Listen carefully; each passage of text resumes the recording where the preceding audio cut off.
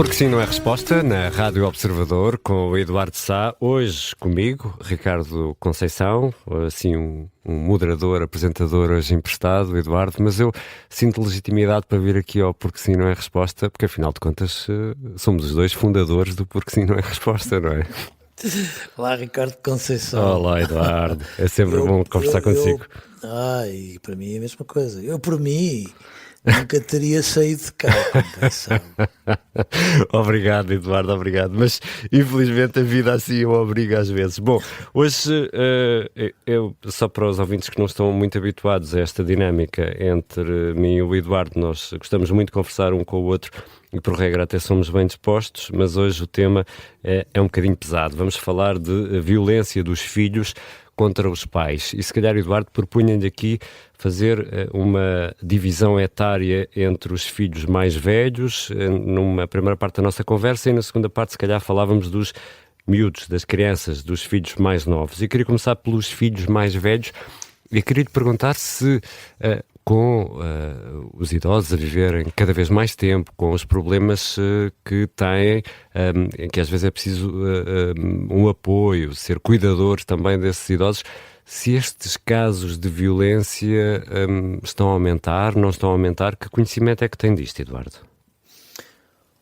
Ricardo, é um tema duro, mas que eu acho que é um tema muito importante. Claro. Muito importante para nós observarmos por várias razões. Tomando em consideração os mais velhos, como há pouco estava a referir.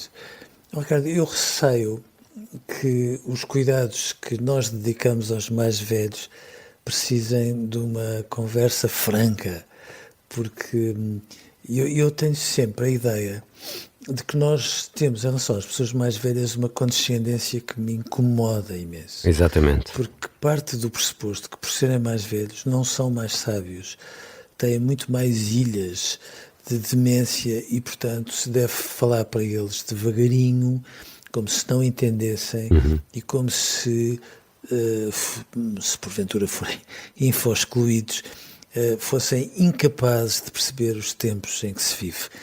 E eu acho que isto é, desculpe-me a franqueza, verdadeiramente repugnante, porque acho que os maus tratos sobre as pessoas mais velhas não começam com os maus tratos físicos, não começam com os fenómenos de exclusão que muitas vezes os filhos dedicam aos pais, começam quando os filhos entendem que os pais não são competentes para gerir uma conta bancária, não são competentes para ter a sua autonomia e não são competentes para terem a sua vida, a sua casa, como muito bem entendam. E eu acho isto absolutamente inquietante e, portanto, tenho muita esperança que um dia, em relação às pessoas mais velhas, nós possamos ter outro tipo de atitudes, porque aquilo que eu vejo, Ricardo, é que, por mais que eu entenda que é muito difícil nas grandes cidades os filhos darem a assistência que os pais exigem e que os pais merecem, eu fico muito preocupado porque com a forma, às vezes, demasiado leve com que se institucionalizam os pais mais idosos, que se parta do pressuposto que eles são tão tolos que não têm a noção de que muitas vezes aquele tipo de lares que têm os nomes mais abjetos que às vezes se pode imaginar. Inacreditáveis alguns, é verdade. Bom, onde entra paraíso e outras coisas do género, é como se eles não percebessem que aquilo é uma antecâmara para a morte e como se isso não os matasse mais depressa. E, portanto, nesse contexto, acho que nós estamos muito longe de ter em relação às pessoas mais velhas o respeito e a gratidão, já agora, porque não é um pormenor tão insignificante, que eles mereceriam ter. Porque quando estamos aqui a falar de violência nestas faixas etárias, obviamente não estamos apenas a falar de violência física, que também há, não é?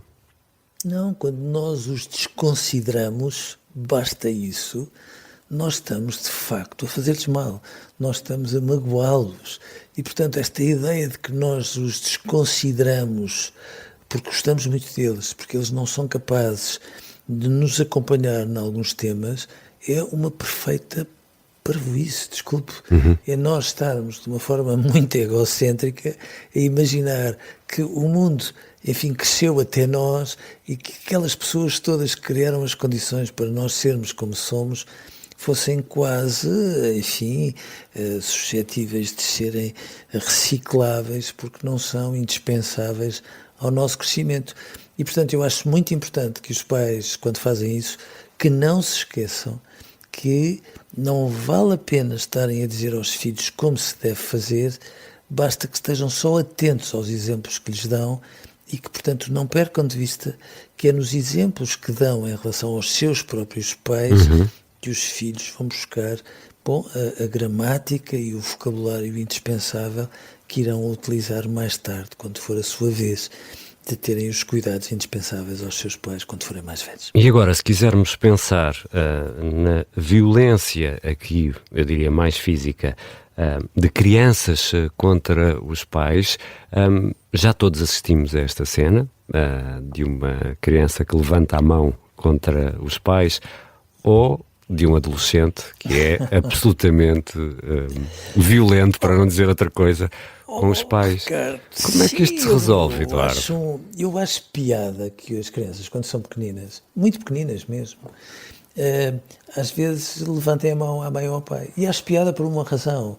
É como se elas dissessem assim, bom, tu és uma mãe e um pai tão mágico, ou tão mágica, e tu transcendes tudo aquilo que às vezes eu era capaz de esperar de alguém, que eu fico absolutamente zangado quando não me fazes todas as vontades. E, portanto, eu gosto muito que os miúdos, quando crescem, tenham a habilidade de dizer não gosto de ti, que é a maneira de dizer, por outras palavras, se fosse uma mãe ou um pai que fossem decentes, obviamente fariam todas as vontades que eu entendesse ter. Até aqui, entre este não gosto de ti, eu acho que é a linha vermelha. Daqui para a frente já não pode ser, e, portanto, filhos a chamarem estúpidos aos pais, oh, Ricardo, por favor, quer dizer, vamos com calma, porque isto não pode ser.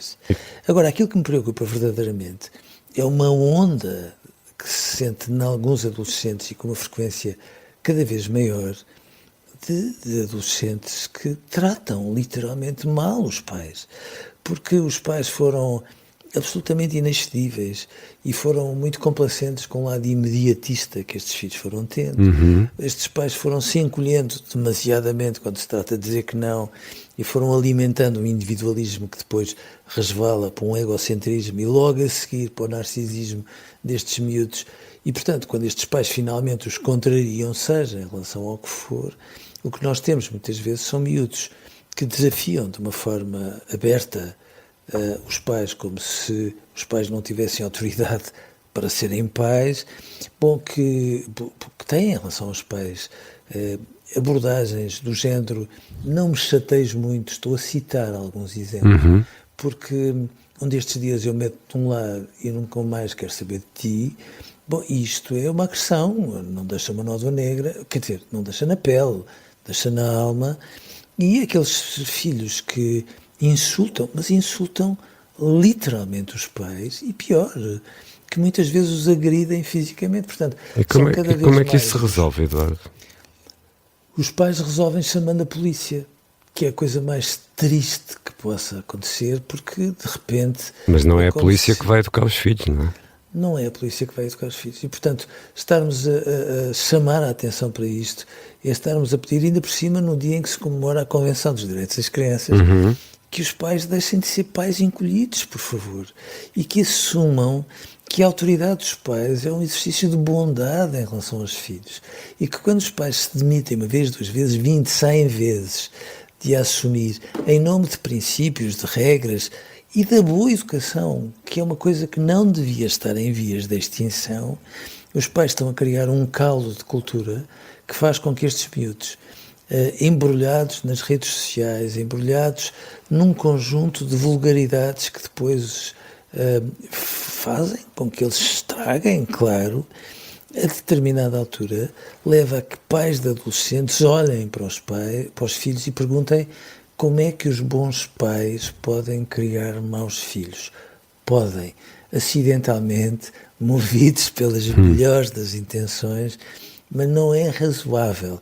E, sobretudo, quando se fala dos direitos das crianças, é muito importante que os pais não percam de vista os direitos dos pais que são direitos tão preciosos como os das crianças, e quanto mais os pais compatibilizarem os direitos, melhores pais eles serão. Obrigado, Eduardo. Eduardo Sá, no Porque Sim Não É Resposta, às 4h45 da tarde na Rádio Observador, de segunda a sexta, e sempre em podcast. Eduardo, é sempre um gosto vir aqui, nem que seja 10 minutos para poder falar consigo. Olha, se dependesse de mim, obrigado a vir mais vezes. Obrigado, Eduardo. Um abraço. Obrigado. Um grande abraço para si.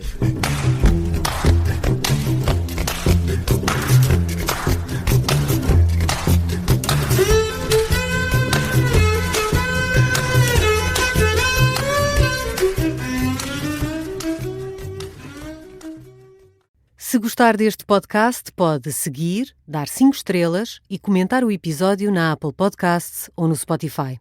Pode também subscrever e gostar no YouTube. Assim recebe uma notificação sempre que houver um novo episódio.